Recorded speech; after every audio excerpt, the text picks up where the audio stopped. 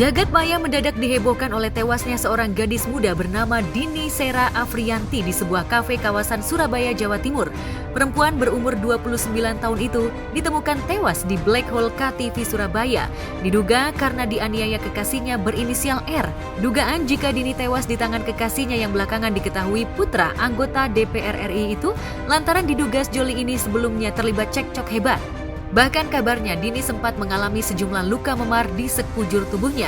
Dugaan itu bahkan diperkuat oleh kuasa hukum Dini. Dari fakta yang ada, saudara Andini ini atau Dini ini oleh saudara R ini dibawa ke apartemen Orchard. Di sanalah, di apartemen Orchard itu kondisinya semakin jelek, artinya sudah tidak ada nafas.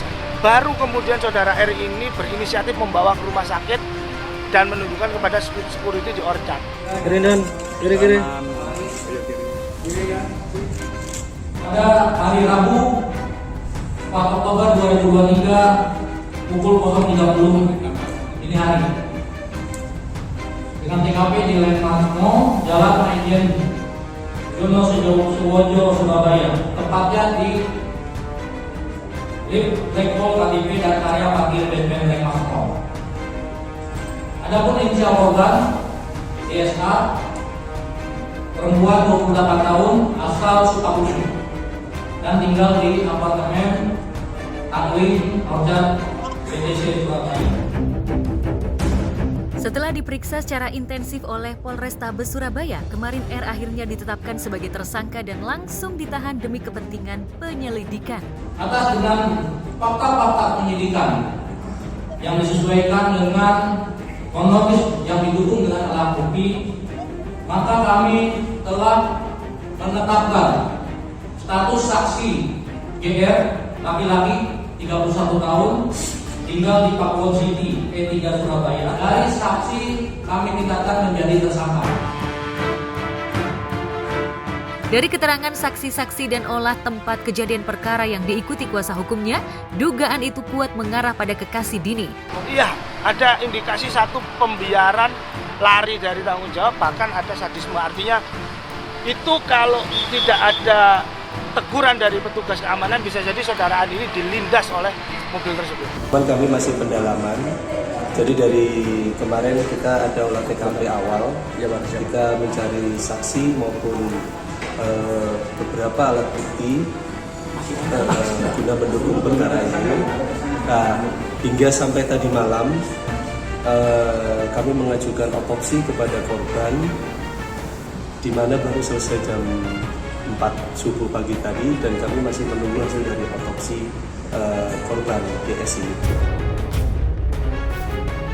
Hal lain yang menurut pengacara memperkuat dugaan ke arah inisial R adalah ditemukannya bekas ban mobil di lengan kanan Dini. Itu apakah benar sebelum dibawa ke rumah sakit dimasukkan bagasi? Maka dia sudah melihat ada orang atau perempuan apalagi yang sudah tidak sadarkan diri, harusnya dia melakukan upaya preventif, artinya penyelamatan awal, ngecek dulu apakah dia masih sadar dan juga memanggil kepada aparat penegak hukum terkait. Selama ini pihak keluarga Dini tak punya kecurigaan pada R. Belakangan diketahui jika Dini cenderung menyembunyikan perilaku kasar sang kekasih. Apalagi warganet menemukan jejak digital sebelum Dini tutup usia.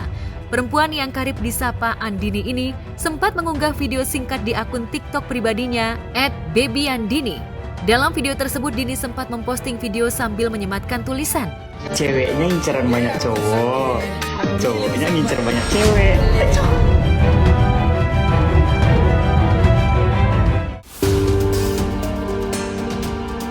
Sementara Polrestabes Surabaya mengungkap jika berdasarkan keterangan saksi yang telah diperiksa, sebelum Dini tewas secara mengenaskan diketahui jika cekcok hebat pasangan kekasih ini berlanjut hingga di parkiran apartemen tempat tinggal korban. Saat Dini terkulai tak berdaya, bahkan ia sempat ditinggalkan sang kekasih sebelum kemudian dilarikan ke rumah sakit. Untuk memperjelas kesaksian para saksi, polisi juga telah melakukan otopsi terhadap jenazah korban. Surabaya telah mengajukan otopsi jenazah korban DSA pada pukul 23.00 WIB. Setelah korban dibawa ke rumah sakit, kita langsung mengajukan sebagai konstruksi hukum bahwa ditemukan berdasarkan fakta fakta yang ada, penyidikan yang disesuaikan dengan kronologis perkara serta didukungnya alat bukti yang disimpulkan melalui mekanisme gelar perkara bahwa ditemukan dugaan peristiwa tindak pidana. Si korban ini pergi dari basement itu juga menurut saya sangat mengecewakan karena apa yang dilakukan oleh tim pengamanan yang ada di basement landmark itu menurut saya sangat-sangat tidak benar karena dia sudah melihat ada orang atau perempuan apalagi yang sudah tidak sadarkan diri. Iya betul.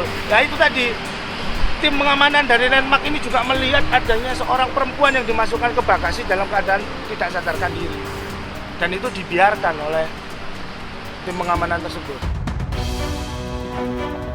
Selain terus melakukan penyidikan, sejauh ini polisi telah memeriksa sebanyak 15 saksi, termasuk salah satunya adalah kekasih korban. Dengan sangkaan pasal 351 ayat 3 KUHP dan atau pasal 359 KUHP dengan ancaman maksimal 12 tahun penjara. Andini ini tamu, bukan karyawan Black Gold maupun dari landmark. Tentunya disinilah perlindungan terhadap seorang yang menjadi konsumen dari Black Gold, termasuk juga orang yang berada di lingkungan dari landmark ini yang menurut saya juga harus dilakukan upaya hukum lebih lanjut dari itu. Kasus terbunuhnya Dini juga membetot perhatian publik. Bahkan sejumlah selebriti utarakan rasa keprihatinan atas terjadinya dugaan kekerasan yang berujung pada hilangnya nyawa orang terdekat. Lantas bagaimana reaksi mereka? Keterangan terakhir dari tim di rumah sakit itu kurang lebih meninggal 45 menit atau 30 menit yang lalu. Artinya sebelum di rumah sakit? Sebelum di rumah sakit. Dan bisa saya hitung jarak perjaraknya, Andini ini sudah meninggal dalam perjalanan dari Black Gold ke Orchard. Oh, artinya di apartemen berarti? Iya, di Black Gold-nya. Bisa jadi Black Gold ke Orchard dia pada saat sudah dimasukkan ke bagasi belakang. Anda tahu bagasi belakang dari sebuah mobil tentunya di sana bukan kompartemen yang benar untuk mengangkat seseorang yang dalam keadaan kritis. Usut tuntas kasus ini karena tidak ada yang berhak merenggut nyawa seseorang atau menghilangkan nyawa seseorang. Siapapun, apapun jabatannya, jika terbukti bersalah, adili dengan seadil-adilnya, dan jika memang terbukti bersalah, berikan hukuman yang seadil-adilnya.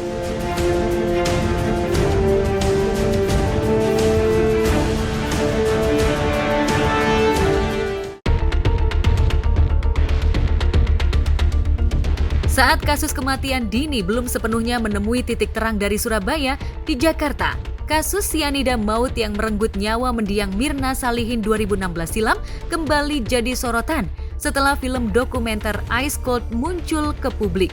Warganet mulai mencurigai jika kasus terbunuhnya mendiang Mirna masih berselimut misteri, meski pengadilan telah memvonis 20 tahun penjara terhadap sahabatnya Jessica Wongso. Kecurigaan itu dipicu baik dari pernyataan ayah mendiang Mirna yang diduga sempat keceplosan mengaku menyimpan botol sianida saat sesi wawancara, hingga sejumlah bukti persidangan yang dianggap lemah oleh kuasa hukum Jessica, Otto Hasibuan. Saat sesi podcast dengan Deddy Corbuzier, Otto bahkan hakul yakin 99% jika Jessica adalah bukan pelaku pembunuhan terhadap mendiang Mirna. Sianida itu tidak terbukti ada di dalam tubuh Mirna. Tetapi sianida di dalam tubuh korban tidak pernah terbukti ada. Dari awal kan dia udah memang percaya diri kan. Saya ngapain? Kenapa saya diginiin? Selalu nanya-nanya begitu dari di Polda.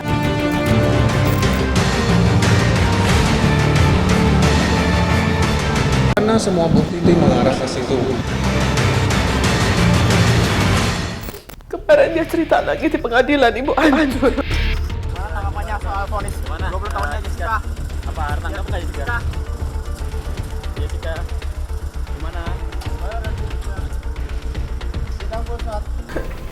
Kalau ada binatang itu pertama dia datang, selanjutnya nggak ada. Selalu dipel. Setiap ini dipel. Nggak ada lampu lagi. Semuanya Ibu bawa sendiri. Sampai ember itu untuk dia buang air besar, kalau dia dikunci di dalam kamar itu pakai ember sendiri, jangan ember nggak bisa dipakai.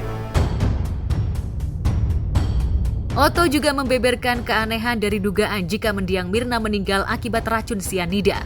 Pasalnya tak ditemukan ada unsur sianida dalam tubuh mendiang Mirna. Bahkan disinyalir ada konspirasi di balik diungkapnya kasus ini sehingga di tahun 2016 sempat gegerkan publik tanah air hingga internasional. Saya menghargai Anda. Hormati saksi saya. Saya menghargai Anda menghargai saya. Apa saja yang ada di meja itu?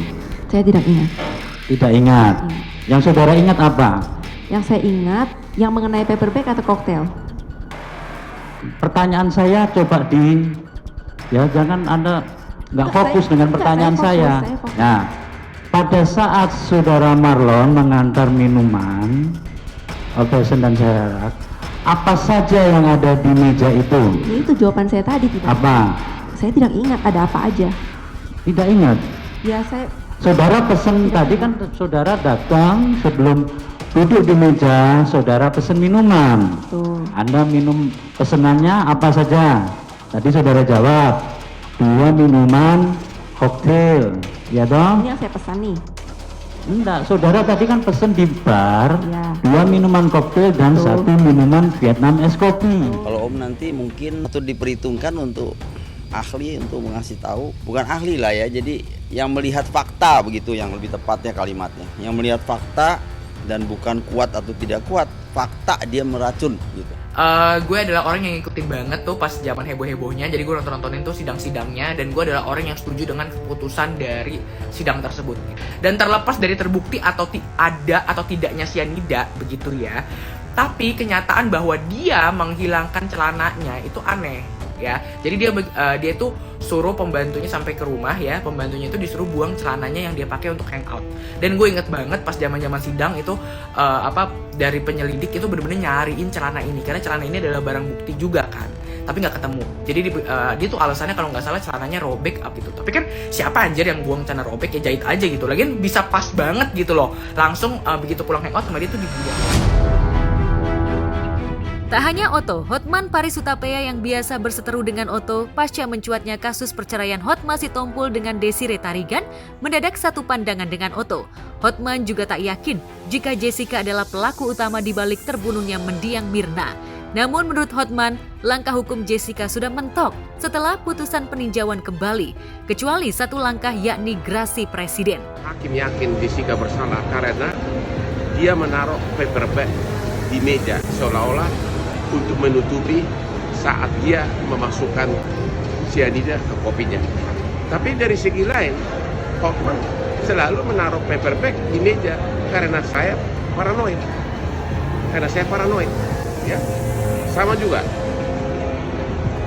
Alasan lain adalah kenapa dia buru-buru pesan kopi padahal temannya belum datang. Sama, Hotman juga sering begitu. Janji sama orang untuk menghemat waktu, saya pesan kopi duluan, termasuk untuk teman yang akan datang. Jadi kalau memang itu adalah hanya suatu kemungkinan, pandangan, selalu ada two side of the story. Selalu ada 2 kemungkinan. Gue mau ngebahas kenapa menurut gue si Jessica ini bersalah, oke? Yang pertama seperti yang kalian tahu, dia itu memang sudah ada di tempat kejadian, di lokasi kejadian, ya dia datang lebih awal dan dia sudah memesankan makanan, oke? Yang kedua, dia itu yang memilih tempat duduknya di situ dan dia sengaja atau tidak sengaja menaruh goodie bag pas banget di depan kopi ya. Jadi CCTV-nya itu ketutupan sama si goodie bag itu ya. Terus yang ketiga nih ya, yang kalau menurut gue ini lumayan aneh adalah ketika si Mirna kolaps ya, dia pingsan gitu. Terus kan ada si Hani, kalian ingat kan ada Hani yang temennya itu yang sama Mirna ya. Nah si Hani itu minta tolong untuk gimana dong lu cari bantuan gitu kan, lu cari tahu nih pertolongan pertama gimana. Dan jawaban Jessica adalah apa? Nggak ada kuota. Dan dia nggak panik sama sekali. Dan menurut gue itu adalah aneh aja, itu perilaku yang aneh gitu. Ketika lu lihat temen lu kolaps, terus jawaban lu nggak ada kuota, ya seenggaknya lu usaha dong, ya nggak, lu ke meja sebelah atau apa gitu. Lu lihat temen lu kolaps loh, dan dia tuh cuma kayak tenang aja, cuma kayak ya udah gue nggak ada kuota. Sekali juga tidak, kita cuma teman yang sama-sama orang Indo, karena kita kuliahnya di Australia kan banyak orang yang dari mana-mana kan. Kalau ketemu orang Indo kan, Indonesia, iya betul, jadi dekat. Iya, kita tidak pernah ada hubungan yang dekat kayak sahabat, setiap hari ngomong, curhatnya sampai yang benar-benar dalam sekali gitu. Bukan hubungan seperti itu. Lihatnya ya kesaksian para ahli aja, kita tidak perlu mendengarkan yang lain-lain karena kesaksian para ahli sendiri sudah sesuai gitu. Dan itu yang membantu kami dan polisi mengungkap kasus ini.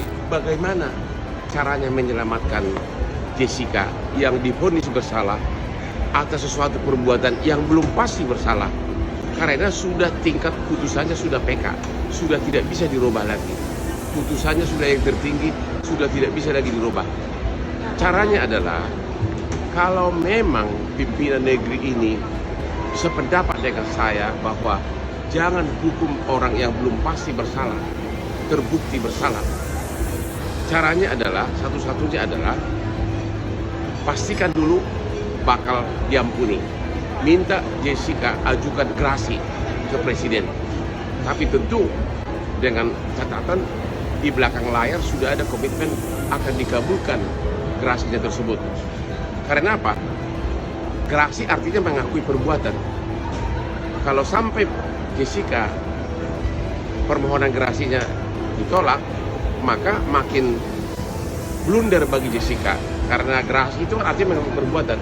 Tapi satu-satunya jalan untuk membebaskan dia, proses hukum hanya ada itu. Sudah tidak ada PK di atas PK. PK tidak bisa 2 kali. Maka satu-satunya jalan hanya dengan gerasi dari Presiden. Ya, entah mana yang benar. Yang jelas putusan hakim sudah diketuk. Jessica bahkan sudah mendekam selama kurang lebih 7 tahun sejak ditetapkan sebagai tersangka. Lantas mungkinkah kasus ini akan kembali disidangkan? Benarkah kasus syarat misteri ini akan terungkap kebenarannya? Bagaimana pula reaksi selebriti? Kalau 99,9% Jessica tidak bersalah, maka saya bisa menyimpulkan 0,01%-nya konspirasi untuk menyalahkan dia. Bisa saja. Bisa saja. Clue untuk bisa mengusut kasus ini, sebenarnya kan sudah 3 hari mayat ini dan sudah mau dikubur. Tiba-tiba Krishnamurti, Direktur Umum pada waktu itu di Polda, Krishnamurti datang. Dia mengatakan, anakmu itu mati diracun. Padahal dia belum pernah diotopsi, belum pernah diambil sampel. Dari mana dasarnya dan apa alasannya Krishnamurti mengatakan anakmu diracun? Ini sebenarnya titik sentral yang harus diusut. They're talking about the case between Jessica and Mirna. They doesn't talk about Bang Bang Ong. Like, it's just not relevant, nggak masuk gitu. Kayak, you guys talking apa gitu. Aduh, kasihan sih, tapi kalau Jessica nggak bersalah tapi di penjara 20 tahun tuh. Coba kalau Jessica itu kakak lu, Jessica itu adik lu, gimana kalau Jessica itu sepupu lu, ipar lu, saudara lu? Namanya semua bukti-bukti sudah mengarah ke terdakwa tunggal. Dan dari situ kan sudah dapat dilihat gitu loh, siapa saja. Kan polisi tidak mungkin tidak mencari pelaku lain. Kalau memang ada pelaku yang lain, pasti dong harus dibawa gitu, harus diadili. Karena ini tindakan mengambil nyawa orang gitu, harus dihukum dia. Aduh, kasihan sih, tapi kalau Jessica nggak bersalah tapi di penjara 20 tahun tuh. Coba kalau Jessica itu kakak lu, Jessica itu adik lu, gimana kalau Jessica itu sepupu lu, ipar lu, saudara lu? Dia kencing, nggak berani ke kamarnya. Kalau kencing ke belakang tempatnya polisi. Kan ada WC-nya, ada lagi di belakang. Pasti itu bisa hancur, tambah hancur lagi. Anaknya udah digituin, ruangannya begitu.